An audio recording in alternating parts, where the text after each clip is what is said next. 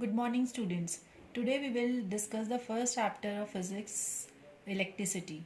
Okay, so electricity has an important place in modern society, as all of you know. It is controllable and convenient form of energy for a variety of use in home, school, and so on. In this chapter, we will discuss topics like what constitute electricity, how does it flow in an electric circuit, what are the factors that control or regulate the current through an electric circuit. In this chapter, we shall attempt to answer such questions. We shall also discuss the heating effect of electric current and its application.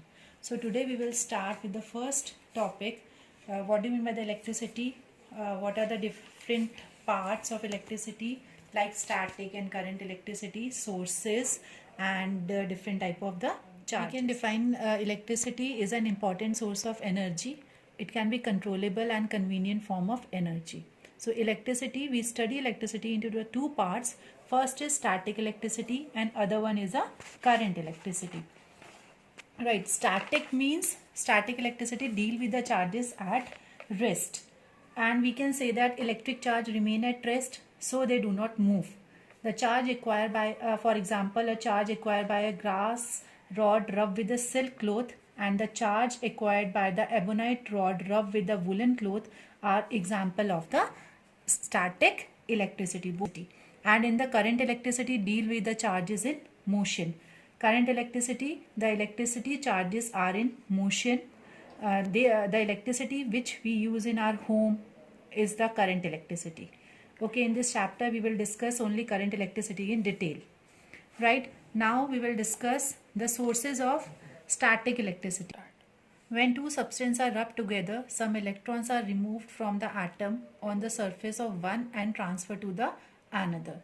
Okay, so we can discuss, if we bring plastic comb near some very tiny piece of paper, it will not have any effect on them.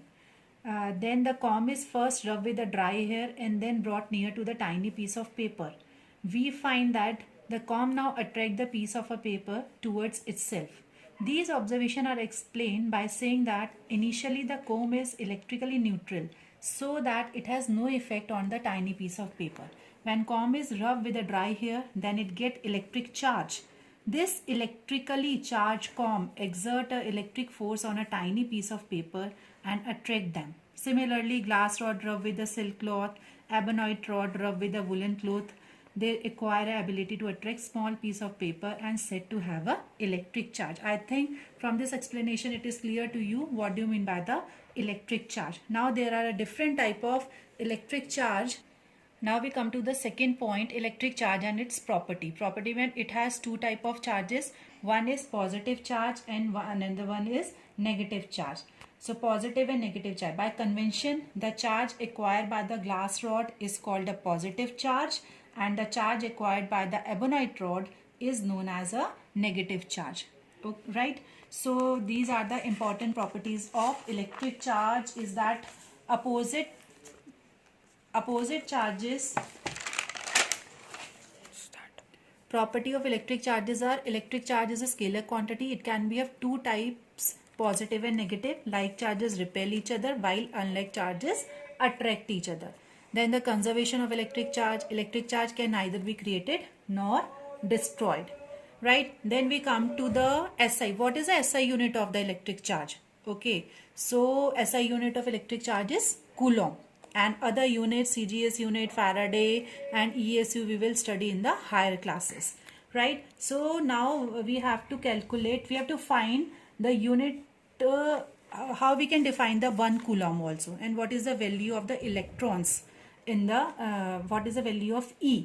So 1 Coulomb is that quantity of electric charge which exert a force of, how much force it will contain? 9 into 10 ki power 9 Newton on an equal charge placed at a distance of 1 meter from it.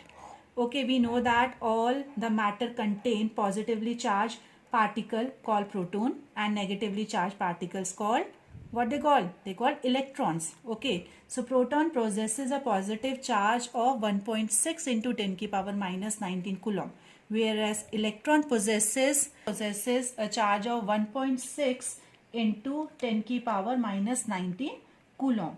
it is obvious that unit of electric charge is called coulomb is much bigger than the charge of proton or electrons. This point will be more clear by the following example.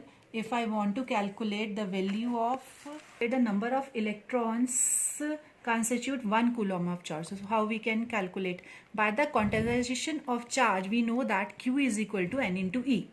N is a integral part and E is a electron. So we have to calculate the number of electron. We can write N equal to Q upon E. As Q is a charge, how much it is equal to the 1 coulomb, and electron value is 1.6 into 10 ki power minus 19 coulomb. When we calculate 1 divided by 1.6 into 10 ki power 19 minus 19, then the value of N equal to 6.25 into 10 ki power 18 electrons. This much value, the number of electron constitute in 1 coulomb of charge. I think this one is clear to everyone. The basic concept that Q is equal to N into E and N into E, and the 6.25 into 10 ki power 18 electron taken together constitute 1 coulomb of charge. And the most important, what is the SI unit of the electric charge? Coulomb is an electric unit of a electric charge. Thank you.